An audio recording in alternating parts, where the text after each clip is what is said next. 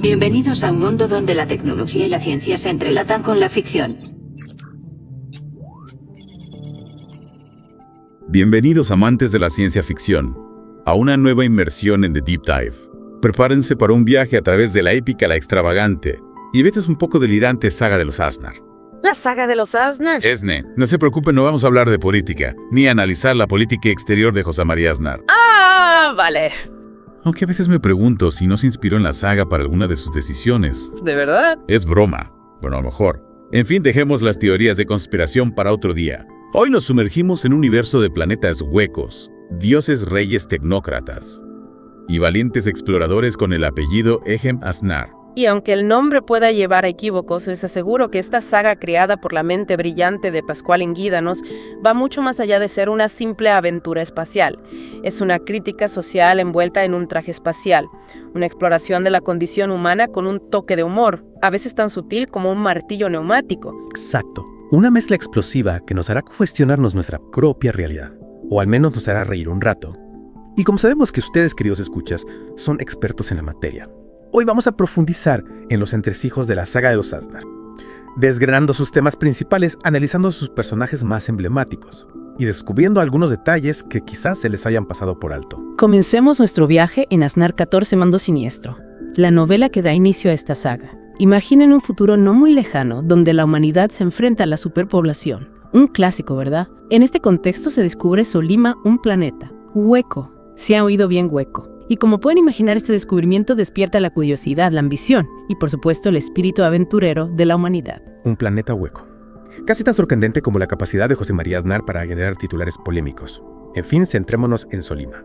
¿Quiénes son los valientes o quizás inconscientes que se adentran en este misterioso mundo? Pues un variopinto grupo de exploradores valeranos, compuesto por científicos liderados por el profesor Raimundo Castillo, y oficiales de la Armada, entre los que destaca, como no, Adolfo Aznar. Se imagina la dinámica entre estos dos grupos, científicos racionales versus militares disciplinados. Ajá, eso promete. Apuesto a que las discusiones sobre la mejor forma de explorar un planeta hueco debieron ser intensas. ¿Y qué se encuentran en Solima? Extraterrestres, monstruos, tesoros. De todo un poco. Solima alberga un mundo fascinante, con sus propios ecosistemas, sus propias reglas. Y sorpresa, civilizaciones. Los exploradores valeranos se topan con los Rabitas, un pueblo aparentemente primitivo que vive bajo el dominio de un dios rey llamado Hakon. Un dios rey. Suena a alguien que no le hace mucha gracia compartir el poder. ¿Cómo se llevan los valeranos con su tecnología avanzada y los Rabitas con sus creencias místicas, digamos, tradicionales? Digamos que la coexistencia no es precisamente pacífica. La saga utiliza este choque cultural, casi un choque de trenes ideológicos, para criticar el autoritarismo y la manipulación. Resulta que Hakon, nuestro querido dios rey, no es tan divino como aparenta. Utiliza tecnología avanzada, pero la disfraza de magia para controlar a su pueblo.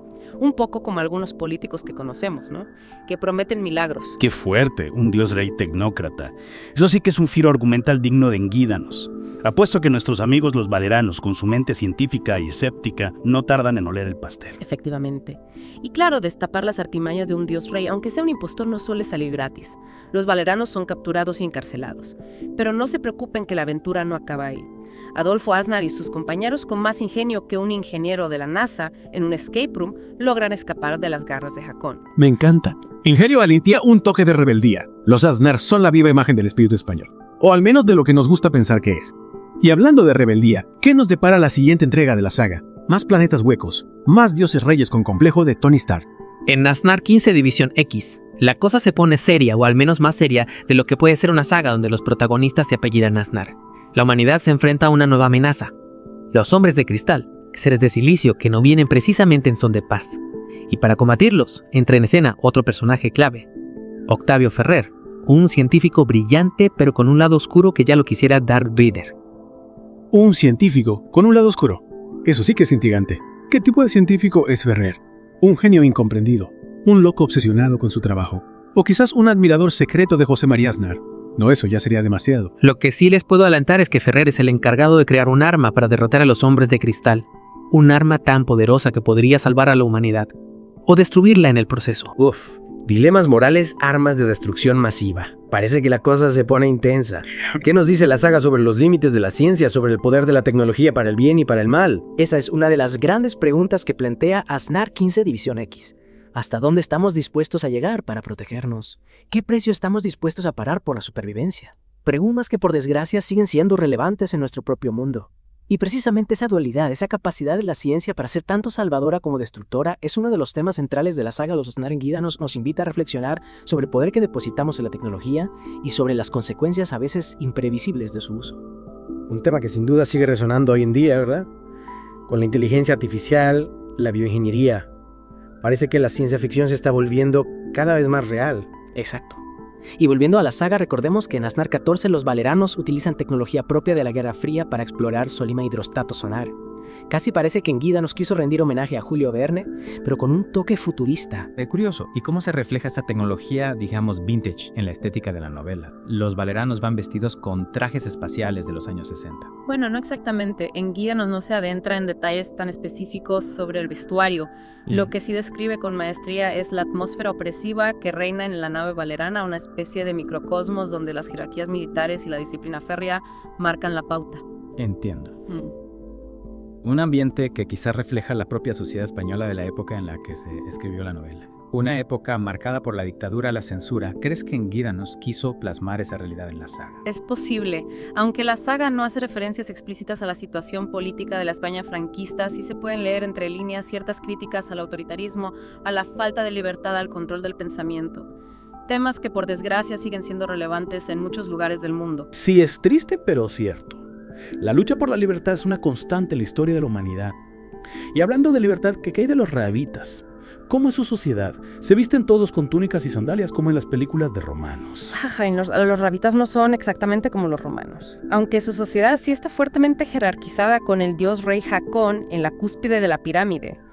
Enguídanos describe su cultura como una mezcla de misticismo, rituales ancestrales y una tecnología, digamos, camuflada. Recordemos que Jacón utiliza la tecnología para hacerse pasar por un dios. Un engaño que, por cierto, recuerda las estrategias de algunos líderes populistas actuales. Es verdad. Prometer el paraíso a cambio de obediencia ciega. Un viejo truco que por desgracia sigue funcionando. ¿Y cómo reaccionan los rabitas cuando descubren el engaño de Jacón? Se rebelan o siguen creyendo en él como si nada hubiera pasado. Ahí es donde entra en juego la astucia y el coraje. Y por qué no decirlo, la chulería española de Adolf Aznar. No solo desenmascara a Jacón, sino que también lidera una rebelión inspirando a los rabitas a luchar por su libertad. Es una escena épica llena de acción, intriga y un toque de humor como solo Enguida nos sabe hacerlo. Que encanta. Los Aznar siempre en el ojo de huracán, ya sea en la política o en un planeta hueco. Claro. Y hablando de acción, cómo escapan los valeranos de las garras de Jacón, con una nave espacial ultrasecreta, con un teletransportador, o quizás en un 7600 tuneado. La fuga de los valeranos es digna de una película de Hollywood. Se escapan robando uno de los espíritus de Jacón, que no son otra cosa que coches voladores. Sí han oído bien, coches voladores. Una idea tan disparatada como genial que solo se le podía ocurrir a Enguídanos. Coches voladores. Eso sí que es una escapada con estilo. Me los imagino surcando los cielos de Solima con la música del vaquilla de fondo. La verdad es que la escena es muy visual, muy cinematográfica. Ya. Y ese es uno de los grandes aciertos de Enguídanos. Su capacidad para crear imágenes vívidas, escenas que se te quedan grabadas en la mente. Totalmente de acuerdo. Y después de esa trepidante aventura en Solima, ¿qué nos depara la siguiente entrega de la saga? Volvemos a la Tierra. Viajamos a otro planeta, o nos quedamos a vivir en Raab disfrutando de la gastronomía local y de la compañía de los simpáticos rabitas. En Aznar 15 División X nos trasladamos a un escenario más amplio, más cósmico. La amenaza de los hombres de cristal pone en peligro a toda la humanidad, y los valeranos se ven obligados a tomar medidas drásticas para combatirlos. Los hombres de cristal suena a villanos de películas de serie B. ¿Qué son exactamente? Extraterrestres hechos de vidrio, robots con chips de silicio.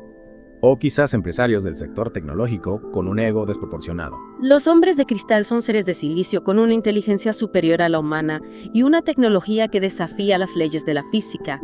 Enguídanos no se limita a crear unos simples enemigos, sino que les dota de una complejidad, de una motivación que los convierte en algo más que simples monstruos. Fascinante. Y para enfrentarse a estos seres tan poderosos, la humanidad recurre a Octavio Ferrer, nuestro científico, con alma de rockero. ¿Cómo es Ferrer? Un genio torturado, un cínico con un humor negro como el carbón, o quizás un visionario que solo busca el bien de la humanidad. Ferrer es un personaje complejo con luces y sombras. Es un genio sin duda, pero también es un hombre ambicioso, obsesionado con su trabajo y dispuesto a cruzar límites éticos para lograr sus objetivos. Un personaje con aristas como los buenos personajes. Y su arma para derrotar a los hombres de cristal, ¿qué es? Una bomba atómica, un virus informático, o quizás un discurso de José María Aznar sobre la unidad de España. No, el arma de Ferrer es algo mucho más original. Se trata de unos cohetes especiales diseñados para alterar la naturaleza del Sol de los hombres de cristal, provocando su colapso. Una idea tan arriesgada como brillante que solo se le podía ocurrir a un genio como Ferrer o a un loco. Cohetes que alteran la naturaleza del Sol. Eso sí que es tecnología punta. ¿Y quiénes pilotan estos cohetes? ¿Astronautas expertos? ¿Pilotos de combate?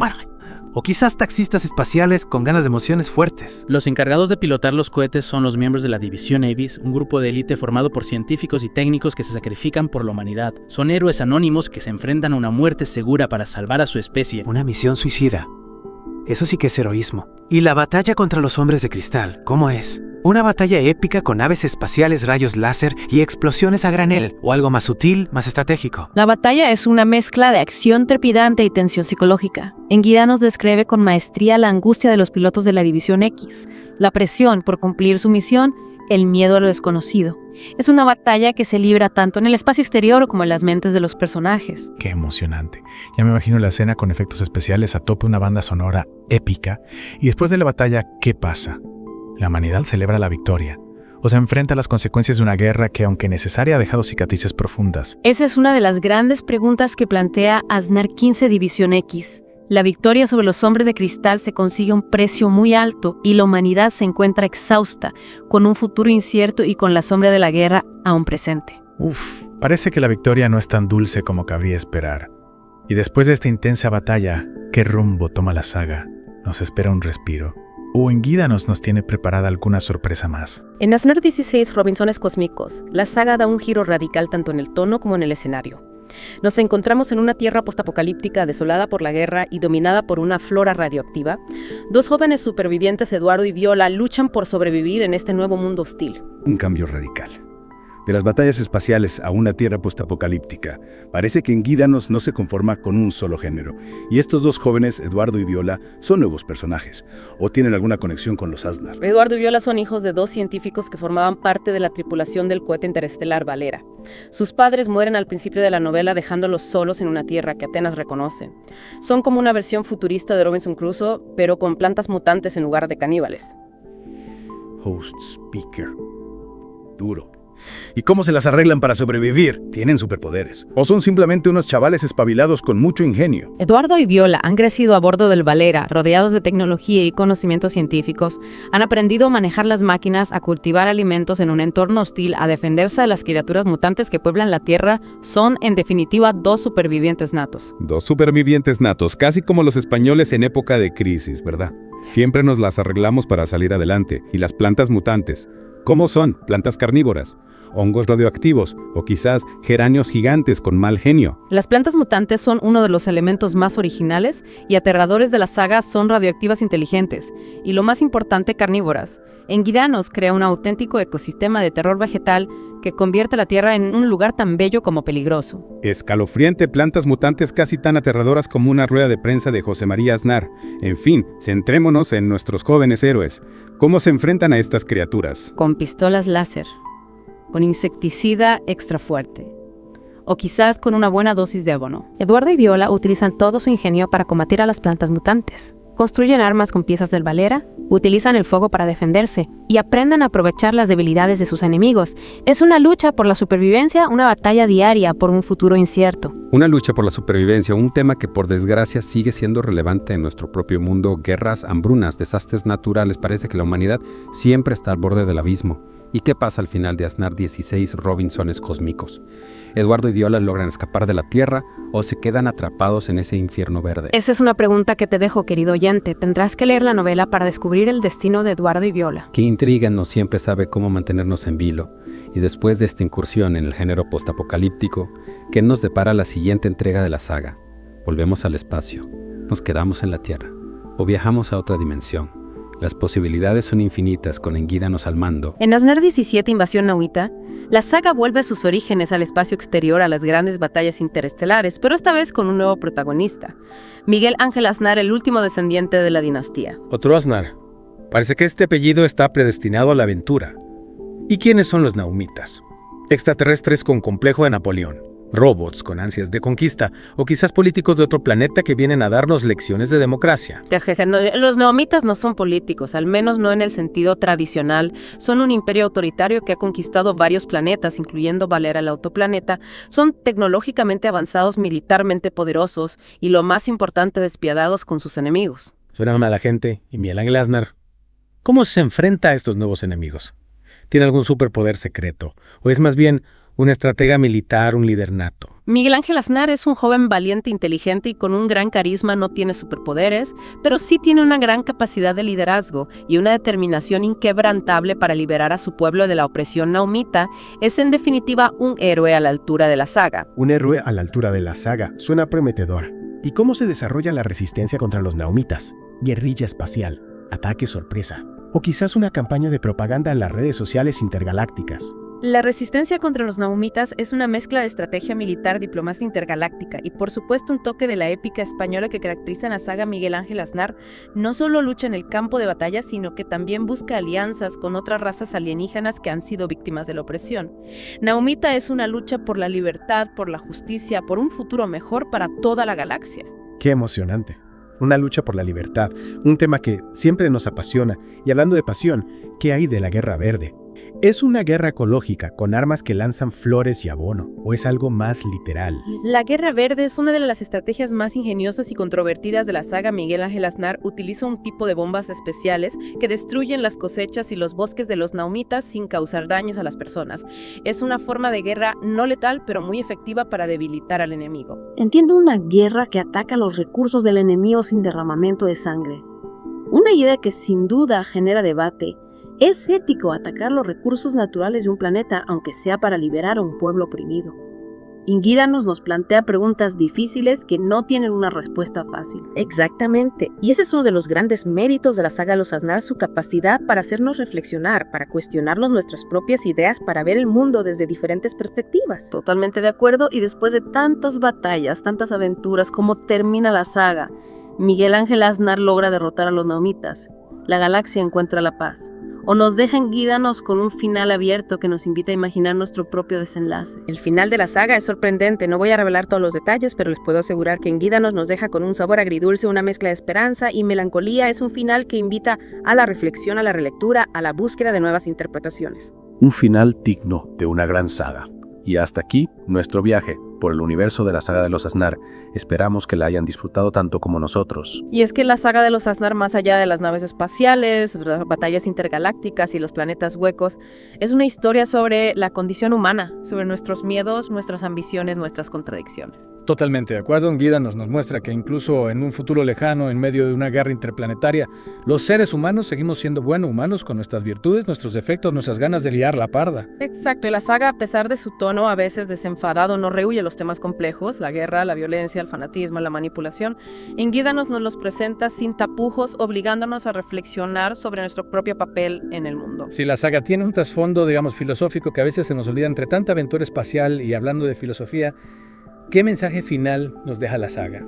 Un mensaje de esperanza, de resignación, o quizás un simple sálvese quien pueda. El mensaje final de la saga es complejo. Engídanos no nos da respuestas fáciles, no nos dice qué es el bien y qué es el mal, nos presenta un universo donde las líneas entre la luz y la oscuridad son difusas, donde los héroes tienen sus dudas y los villanos sus razones, nos invita a cuestionarnos nuestras propias convicciones, a buscar nuestra propia verdad. Un final abierto que nos deja con más preguntas que respuestas. Eso sí que es un buen final. Y ahora, queridos escuchas, ha llegado el momento de despedirnos. Pero antes me gustaría hacer una última pregunta al experto. Si tuvieras que recomendar la saga de los Aznar a alguien que no la conoce, ¿qué le dirías? Le diría que es una saga única, diferente a todo lo que haya leído antes. Una mezcla de ciencia ficción, aventura, humor y crítica social que no te deja indiferente. Una saga que te hace reír, pensar, emocionarte y a veces incluso te dan ganas de ponerte un traje espacial y salir a explorar la galaxia. Magnífica recomendación. Yo solo añadiría que si quieren disfrutar al máximo de la genialidad de Engídanos, lean la saga en su idioma original, el humor, la ironía, los juegos de palabras, todo eso se pierde un poco en la traducción. Pero bueno, que la lean en otro idioma, les aseguro que la saga de los Aznar es una experiencia que no olvidarán. Totalmente de acuerdo, y hasta aquí nuestra inmersión en la saga de los Aznar. Esperamos que la hayan disfrutado tanto como nosotros. Nos vemos en la próxima con más historias, más descubrimientos y por supuesto más risas. Hasta pronto. Estás escuchando The Hellfire Club, el programa friki para criaturas como tú.